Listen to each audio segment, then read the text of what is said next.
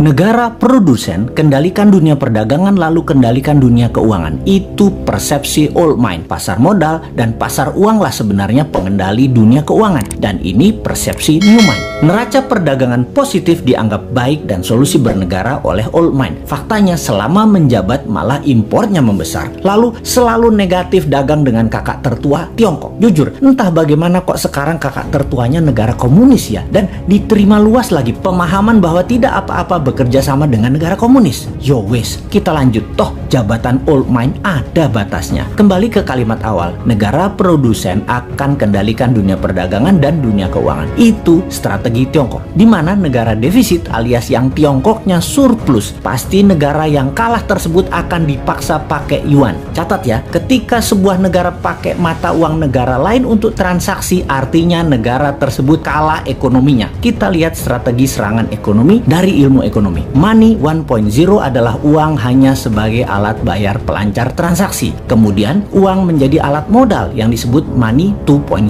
Kemudian uang menjadi alat kendali ekonomi disebut money 3.0. Salah satunya debt trap yang Tiongkok lakukan. Pintar, dari money 1.0 langsung ke 3.0 karena ya memang Tiongkok nggak punya Wall Street, tempatnya money 2.0. Kita lompat sebentar sebelum balik ke money 3.0 agar sambungannya paham. Sejarah Partai Komunis di Tiongkok, di mana orang-orang nasionalis kabur keluar Tiongkok ketika komunis berkuasa dengan tangan besi. Satu ke Taiwan, jadi negara yang dipayungi Amerika. Yang kedua ke Hong Kong, jadi city country di bawah Inggris. Keduanya, Taiwan dan Hong Kong ekonominya maju pesat sejak tahun 60-an hingga saat ini. Sejak tahun 1989, reformasi ekonomi di Tiongkok melawan hegemoni IMF mulai dijalankan secara gerilya, main dengan globalis dan main dengan double standard, yaitu renminbi yuan. Catat sekali lagi, nantinya kita new mind akan pakai strategi yang sama ini, kecuali kalian masih suka dengan old mind yang sekarang berkuasa. Apa yang Tiongkok lakukan setelah memutuskan melawan IMF, namun